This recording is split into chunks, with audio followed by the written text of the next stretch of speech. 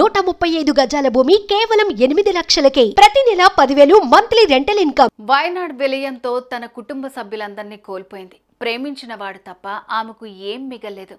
ఆ సమయంలో ఉద్యోగాన్ని వదులుకుని వచ్చాడు అతను. దీంతో ఆ జంట గురించి యావత్ దేశ ప్రజలు చర్చించుకుంటున్నారు. ప్రధాని మోదీ కూడా వారితో మాట్లాడారు.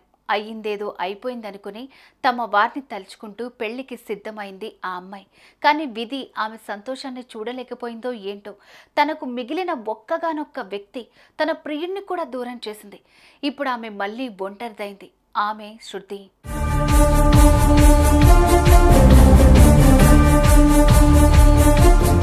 కేరళలోని వయనాడ్ వరదలు మిగిల్చిన విషాదం గురించి ప్రత్యేకంగా చెప్పనక్కర్లేదు. వందలాది కుటుంబాలు నీటిలో కొట్టుకుపోయాయి. ఎంతో మంది తమ వారిని కోల్పోయారు. వారిలో ఒకరు శృతి. శృతి తండ్రి ఓ చిన్న ఉద్యోగి, తల్లి ఇంటి వద్దే ఓ చిన్న షాపు పెట్టుకుంది.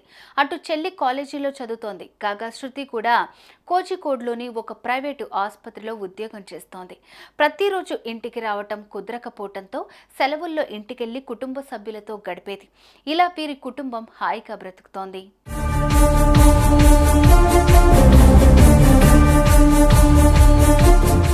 ఈ క్రమంలో శృతి జెన్సన్ అనే యువకుడిని ప్రేమించింది. ఈ విషయాన్ని కుటుంబ సభ్యులకు చెప్పారు ఇద్దరు. మతాలు వేరు కావటంతో ఇరు కుటుంబాలు అతి కష్టం మీద ఒప్పుకున్నాయి. నిశ్చితార్థం కూడా చేశారు. డిసెంబర్లో పెళ్లి చేద్దామని ఫిక్స్ అయ్యారు. పెళ్లి సమయానికల్లా తాము సొంతగా చూరమలలో కట్టుకున్న ఇంటికి షిఫ్ట్ అవ్వాలనుకుని వయనాడ్ విలయం జరిగే నెల రోజుల ముందు వెళ్లిపోయారు. అటు మెల్లగా పెళ్లి పనులు కూడా జరుగుతున్నాయి.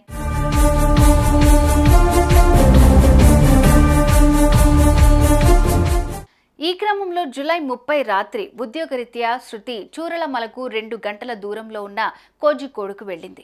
ఆ రోజు నైట్ షిఫ్ట్ కావడంతో అక్కడే ఉంది. ఇంతలోనే వరద విజృంభించింది. శృతి వాళ్ల కొత్తిల్లు ధ్వంసమైంది. తల్లి, తండ్రి, చెల్లెలు, ఇంట్లో ఉన్న మరికొంతమంది కుటుంబ సభ్యులు మొత్తం 9 మంది వరదల్లో కొట్టుకుపోయారు. పెళ్లి కోసం దాచిన డబ్బు, నగలు కూడా మొత్తం పోయాయి. ఎవరూ మిగల్లేదు, ఏమీ మిగల్లేదు.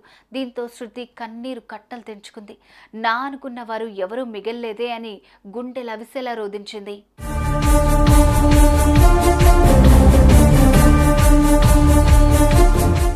ఆ సమయంలోనే నేనున్నాను అంటూ వచ్చాడు శృతికి కాబోయే భర్త జెన్సన్. జీవితాంతం నీ చేయి వీడనంటూ ఆ కష్టకాలంలో కొండంత అండగా నిలబడ్డాడు. ఉద్యోగం మానేసి మరీ ఆమెతో కలిసి ఉన్నాడు. కఠిన సమయంలో ఆమెతో కలిసి ఉన్నాడు. చనిపోయిన వారి ఆశీర్వాదంతో త్వరలోనే సింపుల్గా పెళ్లి చేసుకుని కొత్త జీవితం మొదలు పెట్టాలనుకున్నారు. అలా విషాదం నుంచి కోలుకొని కొత్త జీవితం ప్రారంభించాలని చూస్తున్న ఈ జంటను చూసి విధికి కన్ను కుట్టిందో ఏమో. రోడ్డు ప్రమాదం రూపంలో ఆమెకు మిగిలిన ఏకైక తోడును కూడా దూరం చేసింది.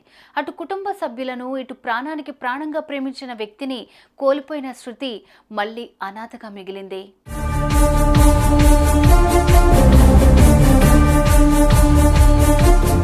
సెప్టెంబర్ 10న శృతి, జెన్సన్తో పాటు అతడి కుటుంబ సభ్యులు ప్రయాణిస్తున్న ఓమ్ని వ్యాన్ కాల్పెట్టే హైవే పైన ఓ ప్రైవేటు బస్సును ఢీకొట్టింది.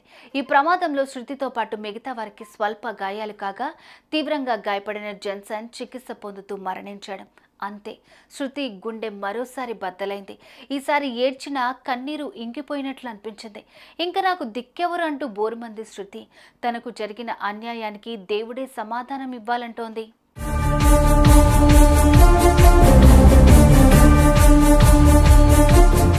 ఇక ఈ విషయం కాస్త సోషల్ మీడియా ద్వారా ప్రజలకు తెలిసింది. విషయం తెలిసిన కేరళ జనం తట్టుకోలేకపోయారు.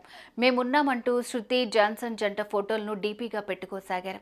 కేరళ ముఖ్యమంత్రి విజయన్ నేనున్నానంటూ ఫేస్బుక్ పోస్ట్ రాశారు. ఫహద్ ఫాజిల్, మమ్ముట్టి సంతాపం వ్యక్తం చేశారు. కేరళ మంత్రి ఒకరు శృతికి మంచి ఉద్యోగం ఏర్పాటు చేస్తామని హామీ ఇచ్చారు.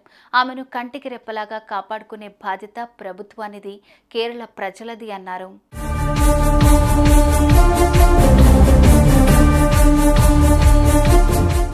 శృతి కోసం కేరళ కన్నీరు కారుస్తోంది. శృతి కన్నీటిని కేరళ పంచుకుంది. అయిన వారిని లాక్కుని పరాయి వారిని ఎందరినో ఆమె బంధువులుగా మార్చింది కన్నీరు. ఈ కన్నీటిని ఏమని నిందించగలం? ఇప్పటికైనా ఆమె జీవితం కష్టాల కడలిని దాటాలని కోరుకుందాం. కన్నీరు ఆమె చెంతకు రాకూడదని దేవుణ్ణి వేడుకుందాం. స్టే స్ట్రాంగ్ శృతి.